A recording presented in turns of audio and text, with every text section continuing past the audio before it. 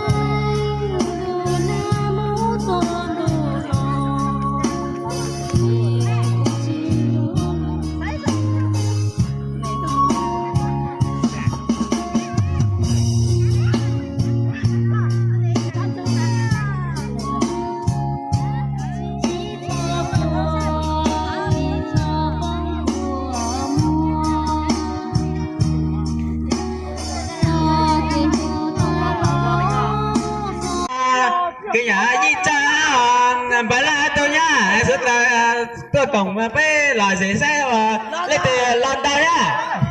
Chọn tài. Chọn tài bắt đầu. Yo! Bỏ bỏ. Dày nha. Tụi bay đã kể là mà giờ một tài. Ta mà giờ đây mà lại Hòa Sơn mà bắt đầu nhá. Cú đánh Oppo mà có lẽ Oppo thì giờ như là Oppo được con mà mấy cứ lại hòa đều. Y này. Bắt đầu. Bỏ thứ O này được. Bỏ thứ O này. Wow, Thái ơi, bạn Thái ơi. Tôi Thái. Cái bạn Thái đây gì tôi Thái. Giờ sư rồi. Này thì hiểu cái mà đi kiểu nhưng mà như thế mà ôi này sao lại qua đây cái đó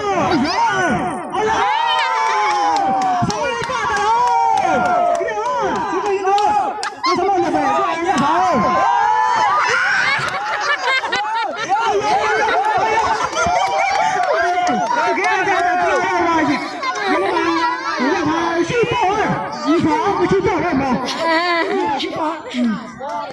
sư bảo ơi, cô gái rồi, được không? Ôi, má ơi, mà. Ôi trời ơi. Ôi, sao tôi cái này, sao sư bảo hả bạn? Nào, mà hỏi đó. Mà hỏi đó. Chị bao giờ cũng đi sư bảo mà, chị bao giờ? Ada. Jadi mau? Kita ơi. Vậy là bắt đầu thì Sắm ơi, nè, Sắm ơi chạy ó. Yang ơi. Bây giờ chúng ta bao giờ cứ đi đây mà, cứ bao giờ. Ok rồi. Tao Sắm ơi đây, Sắm ơi bữa nay mà Sắm ơi sao biết tao mà.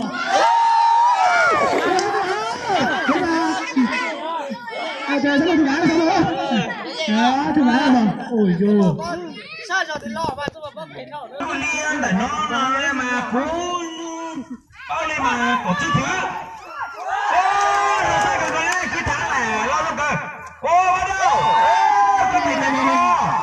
Trung tên là ta là ta cơ. Cái này sư ipo nên mà dùng trong hoa sẽ là như là pepo tại pepo này. Bao nhiêu? Ô, thằng này đó. Trong xa cơ. Nếu mà vào vụ tí nhá. Oleh mà đó cái này nó gắn lại mà đâu cái tháng sao sao thể bây giờ Oleh mà giờ nó mà con nó mà có thứ phây là ta sẽ mà cái thằng nó gắn lo quên lại ít con được cái tỉnh ha Oleh mà giờ nó mà hỏi mà con là con lỗ đó con lỗ mà cái thằng lại cua cái thằng nó gắn lại cua mà con nó mà có thứ đó cái thằng lại được cái này cái thằng nó oppo rồi cái này là siêu oppo rồi cái gì mà ta giờ lúc bây giờ thì thứ mà giờ bây lúc trong sự tối lên mà chúng mình sao không hả tất cả một chỗ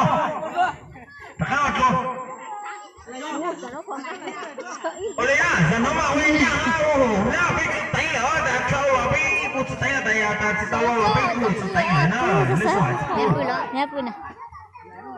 cái tháng có lại hủ giòn nữa hủ đó rồi mà vào đi lên mà hop ấy tỷ số là đang là 2-3 1-2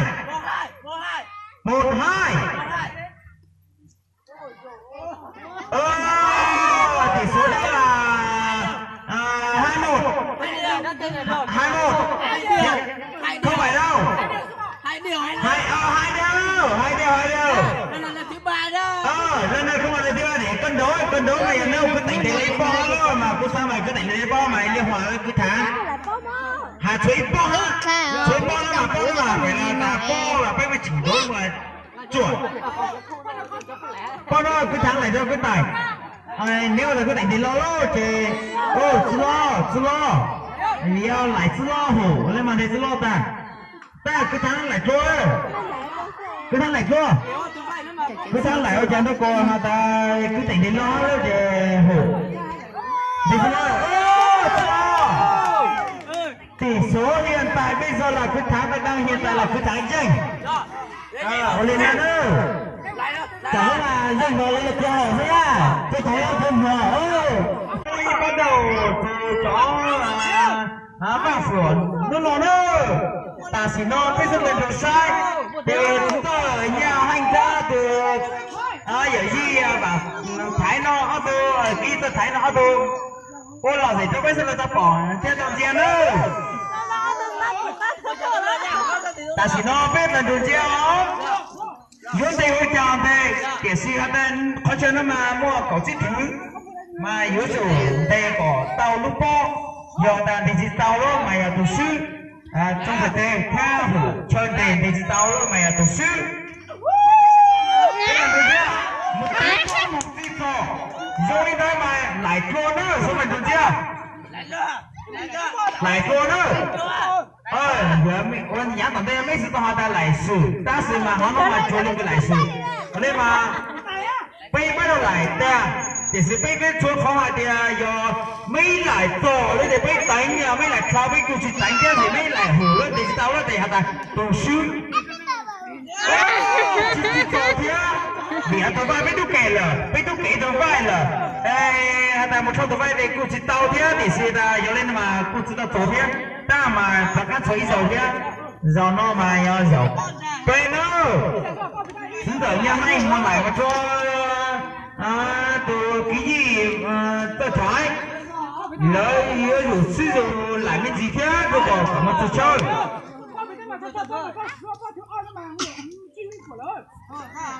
lên nó mà chúng ta nhà hay có đủ lại sử dụng cái gì có cái gì bây giờ gì bằng gì tôi thấy lúc mà lên thì sao nó gì tôi thấy đây chỉ tao lúc đó mà suy cái sở chỉ suy tới nó mà lại hiện tại bên là chương trình hay tiếp tục một hiện tại bây giờ là gì tôi thấy nhà hành cũng bắt cũng được tỷ số đang là 2-1 đều hoa quả này là quả thứ 3 nó cho một mối ở với ta còn cho gì tôi thấy thì tao gì tôi thấy nó lại lo nhà hành tại tao đó mà tỷ số nó một đều nhưng mà tại tao thì mà xây tua gì tôi thấy thì chỉ tao gì tôi thấy nó khá món lại thôi nhà hành xây lớp nó mà thì chỉ tao chứ có theo hồ sư xây lớp nó mà hồ sư giờ đây mà đến hắn nó bây giờ tiền thôi nhà hành mua nó bao lại nhà hành mua bao lại tôi vậy tôi thấy cho các lại mua rồi nhà hành của nhà hành tại tao lúc có sư nhà tại thầy chúng tao nó để nhà hành cầu sư mà tao nó có hoa sư rồi thì ở đây là công sư tỷ số là 1-1 lên đó là hoa sư rồi lên đó mua offer trời sư là anh nghĩ là một ít tà sư mà cho cái gì rồi mày lại tao bây giờ cô sẽ lại á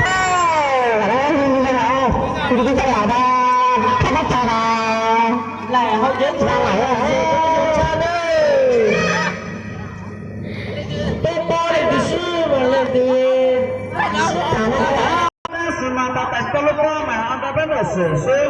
để xây ra tại sông Chua,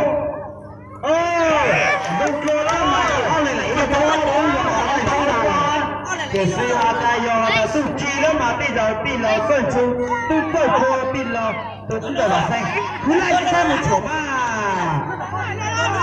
cô lên rồi, cha này thì tại sư, lên mà tại tao là gì, hà li tại nhà sư, cha mua lên đó lên mà tụi chị tao.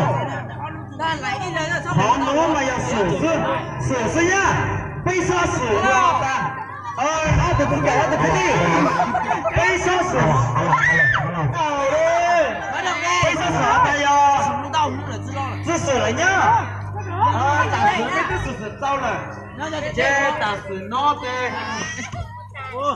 的没作弊了我说的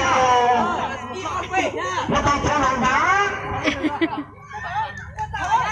là xử lý nó tại mấy pin nữa bắt đầu pin con một con rau rồi con một con rau một con rau cha pin được đi lo ta mới trốn ta suy cả suy pin pin đó cho suy pin đó đi lại một câu và say nữa bắt đầu lại đi lo vào cũng là vào say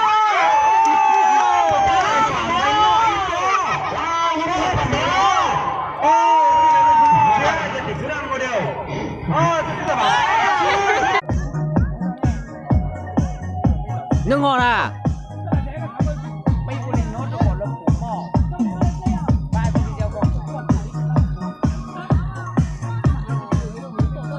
có một con sốt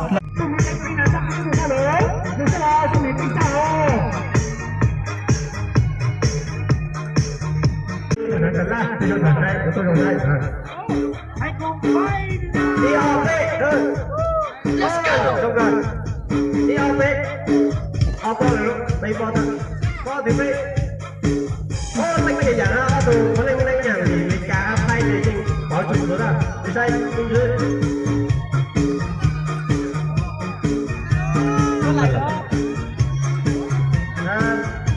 do cái câu này đó cái câu là thì nó lại cái coi là sau đây là coi sọc cầu của câu này nè đi học đi